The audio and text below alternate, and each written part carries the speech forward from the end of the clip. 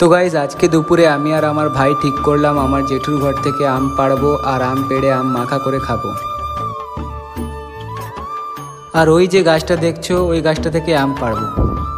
আমি আমার ভাই আকর্ষি দিয়ে আম পাড়ার চেষ্টা করলাম, আর যতগুলোই আম পড়লো প্রায় অর্ধেকটাই পুকুরের মধ্যে পড়ে গেল।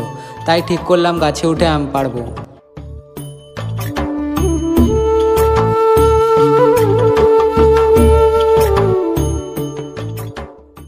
আর গাছে উঠতে না উঠতেই লাল পিঁপড়ে আমাকে অ্যাটাক করে দিল।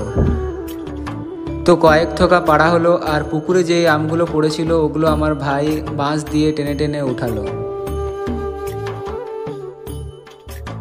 তো আমগুলো এখন আমার বৌদির কাছে নিয়ে যাব, বৌদি আম কেটে আম মাখা করবে, তারপরে খাবো। তো তোমরা কে কে আম মাখা খেয়েছো কমেন্টে অবশ্যই জানাবে। তো ভিডিওটা এতটাই, দেখা হচ্ছে নেক্সট ভিডিওতে।